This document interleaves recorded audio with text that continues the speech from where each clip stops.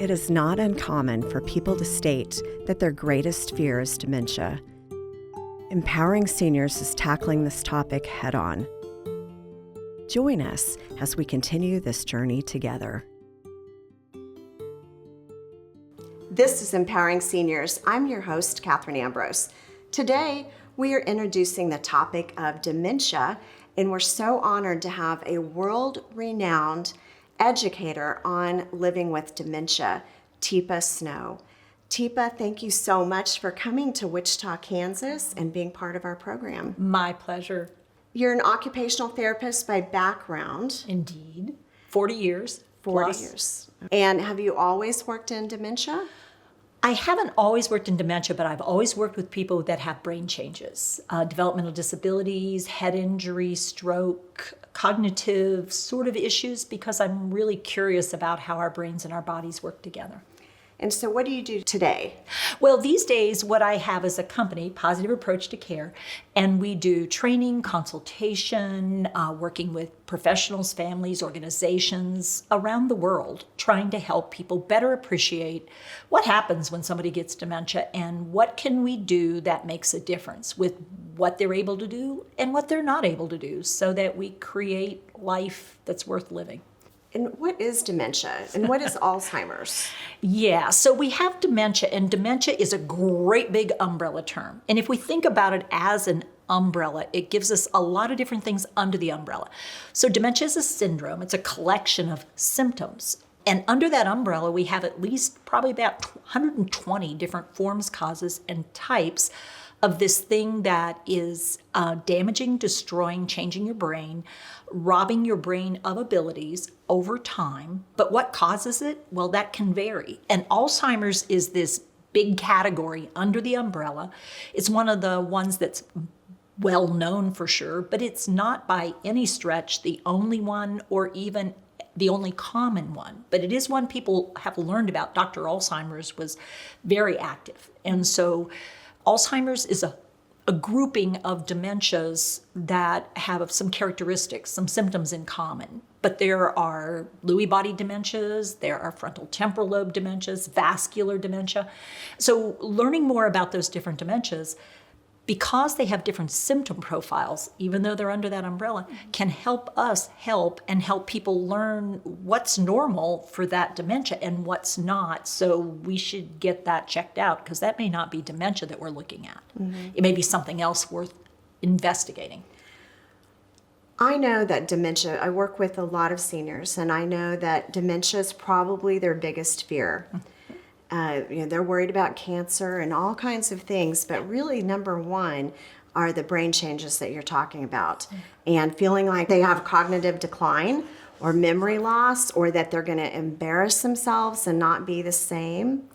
Or become a burden. Mm-hmm. That's the other thing people will talk about.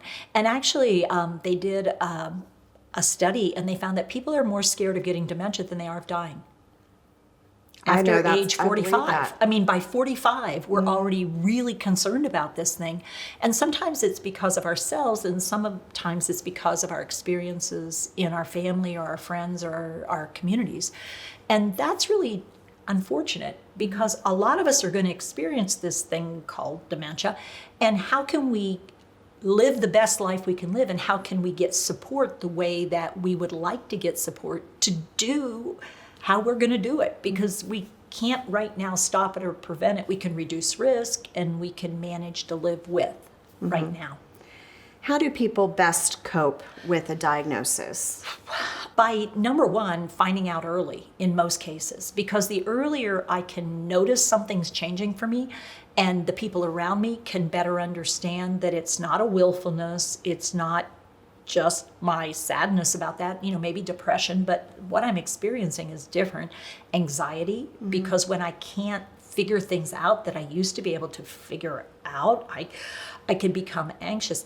Appreciating that and really getting, oh, that's why I'm having trouble. Whew. Then my brain goes, oh, so what if we do this versus that? Mm-hmm. What if when I say, what did you tell me? Instead of saying, oh, Mom, we've been through this 15 times. You say, you're wanting to know what I said. Well, I said this. Oh, I think I remember you saying that now that you say it. Yeah, I wish I could hold on to that. Maybe you could say, I wish that too. Oh, how about we move away from that into, well, what are we going to do with what we got? Because it is what it is. What are you going to do with it? We've been talking about noticing brain changes. And now I have Mike Fundator, a visitor to Wichita with me today. Mike, thanks for agreeing to be on the program. Well, thank you for having me. Mike, I see you're a veteran. Thank you for your service. It was my honor. And I understand you did some paratrooping. I did. I was an aerial surveillance camera operator, and one thing, they don't send you up in a plane without a option to get out. Okay, so it's one of those things where I did airborne training. And then throughout your life, you were in the grocery business. I was 40 years with Jewel Food Stores in the Chicagoland area, store different elements of store management and stuff like that. So I had a nice career. How's life today? Life today is, how can I say it? It's one of those areas where you know you are changing. You're going through a changing situation in your life. When I say that, I mean active with food store management for 40 years. I retired, did a lot of traveling around the country, a lot of different elements.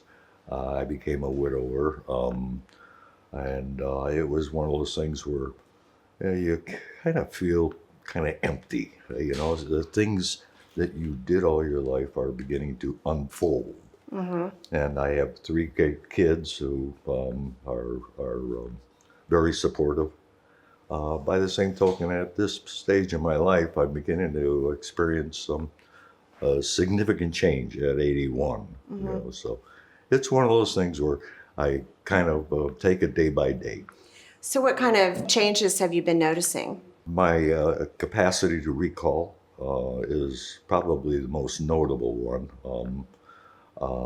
I financially am fine and everything like that, but it just seems like I sometimes get the bill, lay it down, and all of a sudden I look in 2 weeks later and then I see I didn't pay this. You know what I mean? It's one of those things where it just seems to be an emerging element in my day-to-day living. So. And you've been doing some traveling lately, visiting friends and family. Sure. I think that's how can I say it? I think that is beneficial for me to get out and meet old. I have some military friends, and I have a lady friend. Okay, it's one of those things where it just seems like the right thing to do to get out of myself and be the guy that I should be. And stay busy. Staying busy is one of them. And so with the brain changes, as Teepa calls it, that you've been experiencing, what kind of ways are you adapting? Well, I'm writing stuff down more and more and more. My calendar is one of my best friends when it comes to bill is due here or so forth. You know, so it's one of those things where I am trying to adapt, to this new, how can I say, mental awareness element that's emerged in my life. And how do your friends and family support you in that? I currently live with my youngest son. I have a full apartment. It's great. I mean, everything that you need. I'm a coin collector. I find that that's become increasingly more important in my aging progress.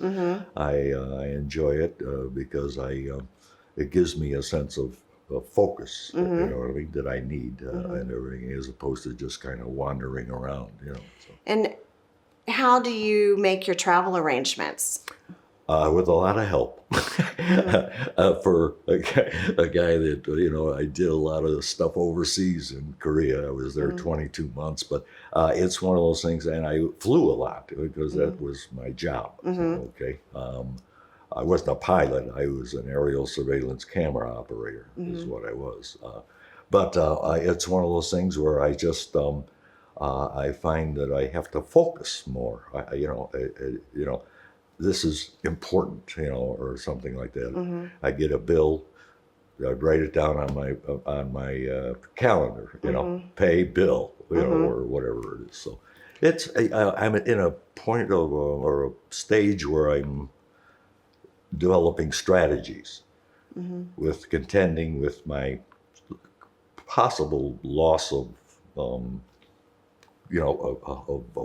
how can I say it, of the present, and knowing what I have to do in the future, and not let it run by me, Yeah. And so it seems like you have adapted to having the kids, they coordinate your flights, and you have people get you to the airport, take you Absolutely. right to the gate. Yeah. So you're finding ways to make things easy. Sure, And you're sure. comfortable with that, which makes life easier. They are helping me a lot, okay? Because guess what? How can I say it? The overcrowded situations actually kind of scare me. It's one of those things where I have to have a pinpoint focus of where I'm supposed to be, at what time, blah, blah, blah. You know what I mean? It's one of those things where the kids have been great. And I'm grateful for that. Did it used to be that those kind of crowded airport situations didn't really bother you? No, not in the least. I was always highly adaptable. I worked in the food industry, in store management and stuff like that, and I found never a problem. I always had a kind of a boop, boop, boop, boop, boop, do this type thing. And most of my day was taken up, with that sense of, what am I doing? Or what was I going to do today? That type of thing. And it seems to have become increasingly more evident that I need to continue the way that I am by writing stuff down. I kind of think my children and friends know that I am undergoing some sort of a challenging time, So it's one of those things where I'm just doing the best I can, one day at a time. I don't think too much outside of that, So it's one of those things. Well, it sounds like you are adaptable, and I'm working hard at it Yeah. because, like I say, I recognize that going on 81 years of age and having had just about anything a guy could ask for as far as my opportunities and my service and my wedded life, and all of those elements are things that are come and gone. But guess what? I'm still here, and I take it as a challenge to really try to work my way into a sense of organization, and that helps me out a lot. So it is what it is. is that how you feel about things? It is what it is. How have you been feeling lately about the changes? Well, I have not been very gracious in accepting them.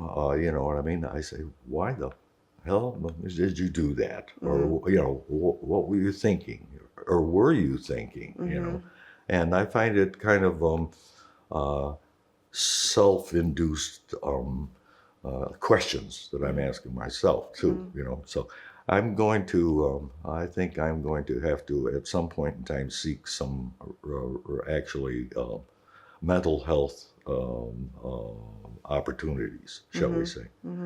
Whether it's taking a certain vitamin or getting a pattern by which I take my day-to-day living. You know what I mean? So we'll see. Yeah. I love being around. Well, thank you for being on the show, Mike. That was my pleasure. Okay. And let's get back to Teepa. We often talk about on Empowering Seniors that successful pillars of aging is adaptability, positivity, and resourcefulness. And that certainly comes into play here. And you're such a resource.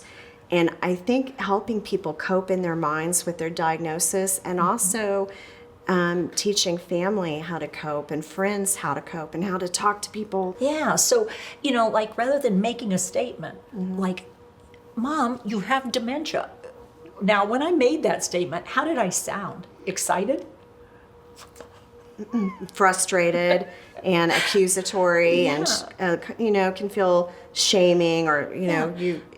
Yeah, instead, hey, Mom, so tell me a little bit about how you've been doing with trying to get through the day lately. Because I've noticed some changes. How about you? Anything? That's good. Asking questions that are kind of open-ended to help them think through things and kind of draw it out. Help me understand, where are you? Because if I don't know where you are, how can I support you where you are? So if you say, well, I think I'm fine. Oh, so you're thinking, wow, that's weird, because, I was thinking there were some shifts. Like it seemed like last week I was fine last week. Okay, well, we're in a very different place than I was hoping. But we are where we are. So what am I going to do with this? Oh, okay, so you're doing okay. Man, I am starting to be a little concerned with myself then, because it feels like we get into arguments more than we used to. Well, and if I have somebody who is who they are, I'm going to want to learn to cope with that as a support person. And one of the groups that is highest risk, I know is baby boomers. Because we're the ones that have the parents who might be in that category, and then we're starting to feel stressed, and what we choose to do matters, and what they choose to do matters. We're in this together. Yeah. A lot of times, too, boomers are helping parents with medication, or more mature adults are trying to manage all kinds of medication on their own. And I can imagine that with the beginning of cognitive changes, that can really be an issue. Oh, and so this is one of those ones where it can turn into a battleground. And you're lying. You didn't do it. I told you, Mom, when I called, what did you say you did? I said I would take my medicine. Well, you didn't. And so this is where we can get into arguments that have no value, but they actually create memory patterns. And if we start arguing about things like driving or getting lost or the medications or maybe money management or trusting people or things like that, then when it gets to the need for support for intimate care, like going to the bathroom or bathing or, brushing your teeth, as this disease progresses further and further and further, then unfortunately I've already created an emotional memory that survives. And that memory is not one of, I want to be with you, I want to work with you. So early on going, so tell you what, the medicine, it sounds like you were thinking you took it, and yet when we looked, it was still in the container. Seems like we might need to come up with maybe a new strategy so that you get it and you can take it, and it's not one of these things where we find it later, I can handle my own medication. You have always handled your medicine. And I want to know what I'm taking. You absolutely should, because you shouldn't be putting anything in that you don't know. So sounds like we have a challenge here. I'm wondering if we bring somebody else, not me, because maybe I'm not the right person to help, because it feels like we're fighting and I don't want to do that. Could we see if there's somebody else maybe that could work with you on this? Because you want to be in charge and I may not be it. What do you think? I don't know that I want to have strangers in my house. Yeah, that's sort of this hard part, because the doctor's really firm that he wants you taking these things at certain times. And you sort of have always been you take your medicine when you think about it. Yeah. Well, let's see. I'm wondering, maybe we could see about having a way that we could verify schedule. Okay. Where do you keep that medicine box when you have it? Because you have that pill thing. Where do you like to keep it? On the kitchen counter. Okay. And the stuff you take with, you take it with water or something from the fridge? With water. With water. Okay, cool.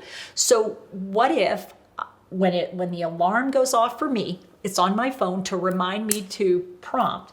I say, "Hey Mom, are you in the kitchen? Could you go to the kitchen?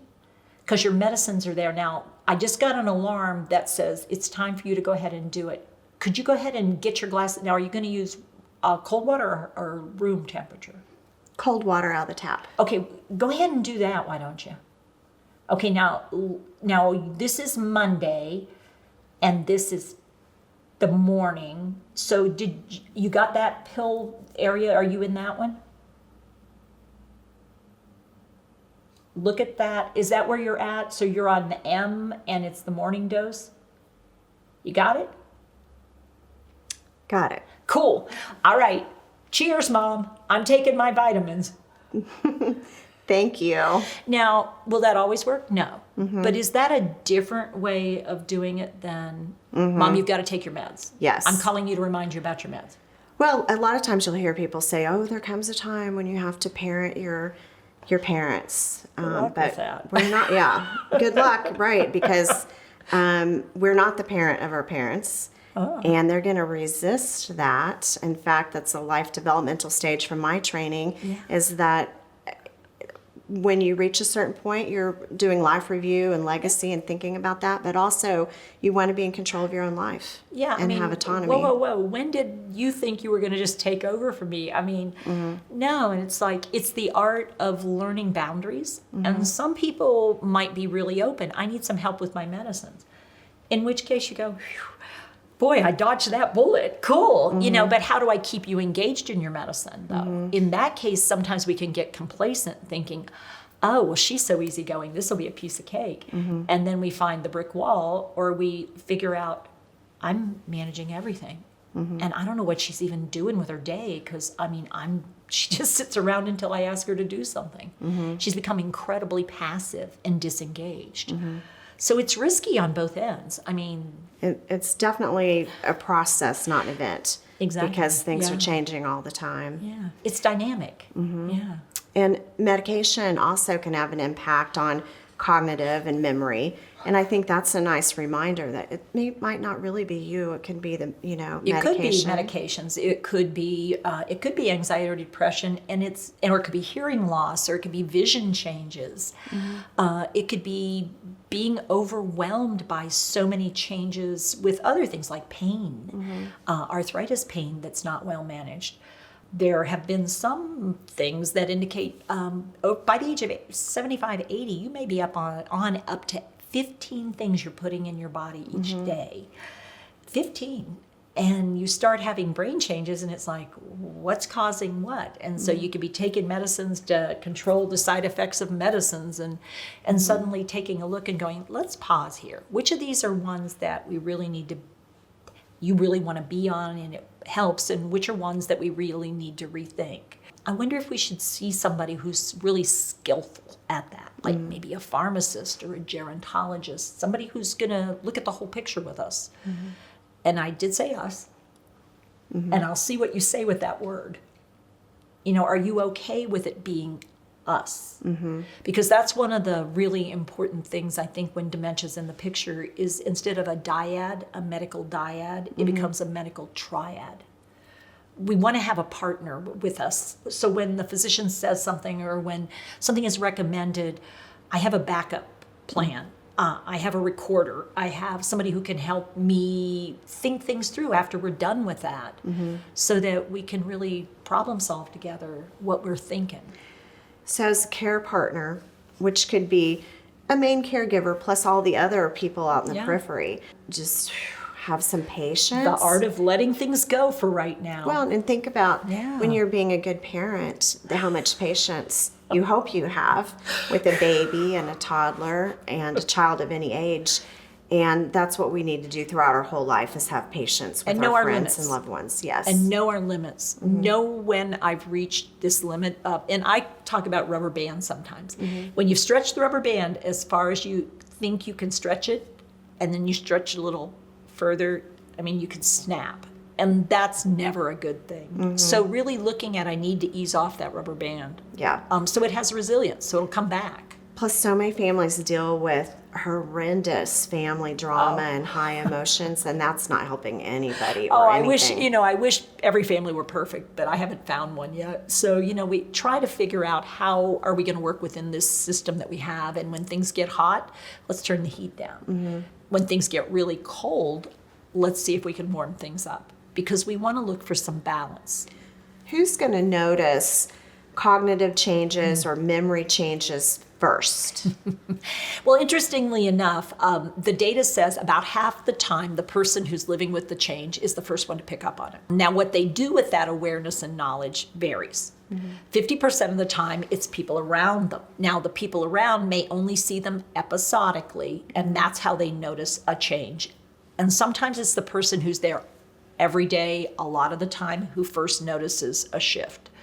But whoever notices first, the tricky part is not pointing it out and poking at it, but instead going, well, that's interesting. That's not how he, she, I used to do things. There might be something going on here. And getting, again, our favorite word, curious about the possible, what it is, what other areas it is, and why it might be happening. Because don't assume dementia.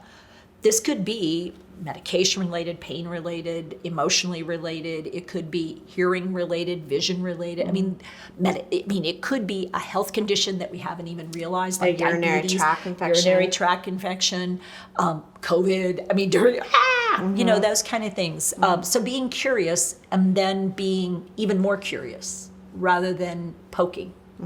Tifa, thank you so much for this candid conversation. And I bet we have some people thinking and asking some questions and getting real curious. I'm excited to explore more with you.